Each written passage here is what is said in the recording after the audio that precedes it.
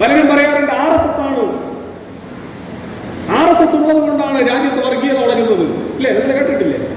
RSS ഉള്ളത് കൊണ്ടാണ് രാജ്യത്ത് വർഗീയത വളരുന്നത്. ഞാൻ 1925 RSS എന്ന് പറയുന്ന RSS എന്ന് പറയുന്ന സംഘടന ജനിക്കുന്നത്, ജന്മം കൊള്ളുന്നത് 1925.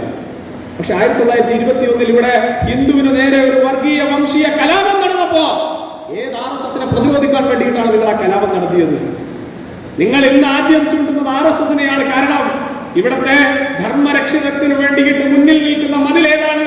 നിങ്ങൾക്ക് ആ ധർമ്മത്തിലേക്ക് കടന്നു കയറാൻ തടസ്സമായി നിൽക്കുന്നത് ആരാണ് എന്ന് ചോദിച്ചാൽ ഇവിടത്തെ ഹൈന്ദവ സമൂഹത്തിന് ഒരു വലിയ രീതിയിലുള്ള സുരക്ഷ ഒരുക്കുന്ന സമൂഹമായി ഇവിടെ RSS എന്ന് പറയുന്ന സംഘടന നിലനിൽക്കുന്നു. അതുകൊണ്ട് നിങ്ങൾ ആദ്യത്തെ കല്ല് RSSന് നേരെ എറിയുന്നു. എന്നിട്ട് നിങ്ങൾ പറയുകയാണ് RSS വർഗീയമാണ്.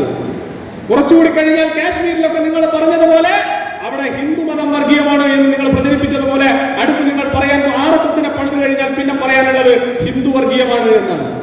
അത് കഴിഞ്ഞാൽ നിങ്ങൾ പറയാൻ വേണ്ടി പോകുന്നത് എങ്ങനെയാണോ ഈ പറയുന്ന കാശ്മീരിനകത്ത് കാശ്മീർ ഫയൽസിൽ നമ്മൾ കണ്ടതുപോലെയുള്ള വംശീയ ഹത്യ നിങ്ങൾ നടത്തിയത്, അതുപോലെ ഈ നാട്ടിലെ സാധാരണപ്പെട്ട ഹൈന്ദവ സമൂഹത്തെ ഉന്മൂലനം ചെയ്യാൻ വേണ്ടിയിട്ടുള്ള രാഷ്ട്രീയ ജിഹാദിസം ഈ കേരളത്തിനകത്തേക്ക് കടന്നു വരുന്നു എന്നുള്ളതിന്റെ ഏറ്റവും വലിയ തെളിവുകളാണ്. കഴിഞ്ഞ കാലഘട്ടങ്ങളൊക്കെയും നിങ്ങൾ പരിശോധിച്ചാൽ കേരളത്തിനകത്തുണ്ടാകുന്ന ഒരു വലിയ മാറ്റം, കേരളത്തിനകത്ത് നിങ്ങൾ നോക്കിക്കഴിഞ്ഞാൽ ഒരു കാലഘട്ടത്തിലും ഇല്ലാത്തതുപോലെ ഹലാൽ ചർച്ച ചെയ്യപ്പെടുന്നു. വാട്സപ്പ് ഹർത്താലുകൾ നടക്കുന്നു കേരളത്തിനകത്ത്.